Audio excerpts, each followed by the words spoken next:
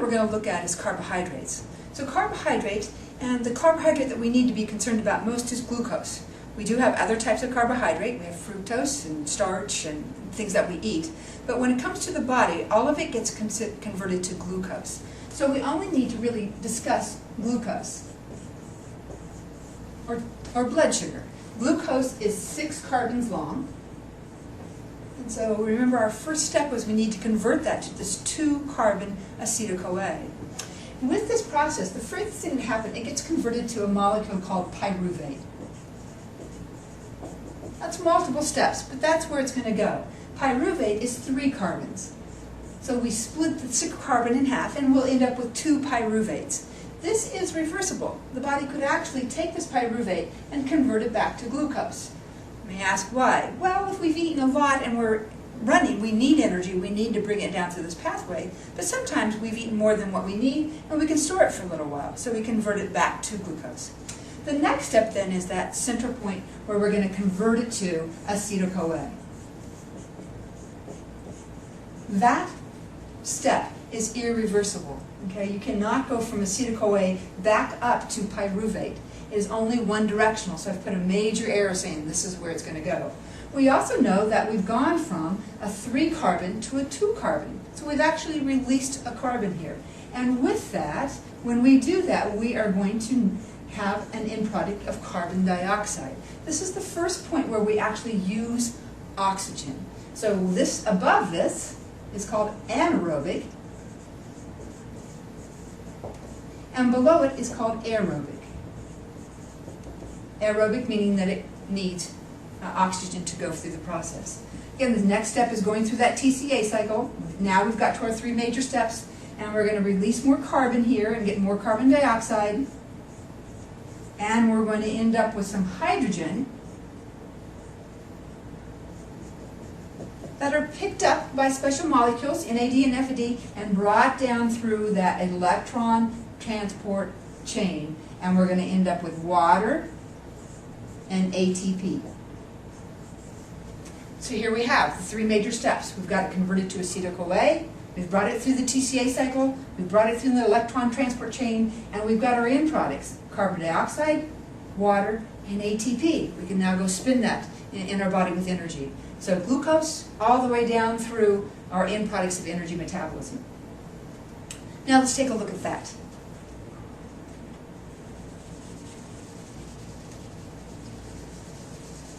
I'm going to add fat to this diagram here, because really all of our pathways are going to be the same here. So we might as well just leave this on the board, because remember, this is our 2nd and 3rd steps of all energy pathways going there. So let's put fat up here, and I'm going to use TG, for this stands for triglycerides.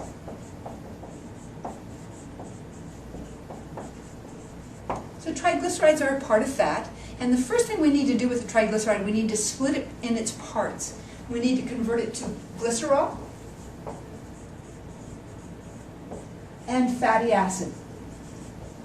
So glycerol is a molecule that actually made up of different parts.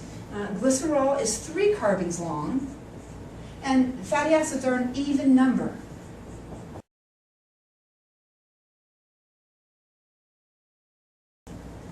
So what's going to happen here is glycerol can get converted to pyruvate, 3 carbons to 3 carbon, and this fatty acid is going to go through a special process called beta oxidation, okay? But it's going to be broken up, and I'll put that up here, beta oxidation.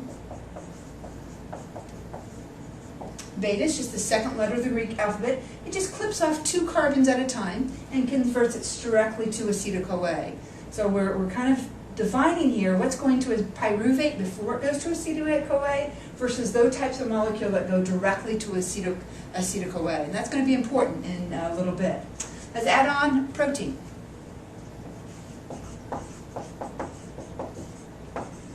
Now, protein is how we eat food. We eat eggs and chicken and fish, and it has whole proteins. But what we need in here is we need the amino acids, and that's how we would have it in our bodies as well. So we will convert that to the building blocks of protein, amino acids. First thing we're going to do with this is we're going to take off the nitrogen.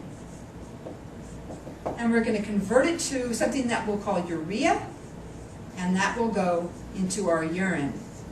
It's called denaturation, and we're going to talk about deamination, and we'll talk about that with proteins. But we'll take off that nitrogen part of it, and now we've kind of got a carbon-hydrogen backbone of amino acids. And what happens is it's always a little bit more complicated with amino acids because there's many of them. But we'll just summarize this and say that about 50% go to pyruvate, and about 50% either go to acetyl-CoA or directly into that TCA cycle. So we've got these major steps still of going to acetyl-CoA, TCA cycle, and through the electron transport chain. But different amino acids will go through different pathways. But we've ended up with some of them going to pyruvate before they get to acetyl-CoA, and other ones will go directly to acetyl-CoA. So we've got protein, glucose, and fat. Everything gets to that conversion and down through the same process, so they all have the same end products, carbon dioxide, water, and ATP. And then we do have urea coming out with protein.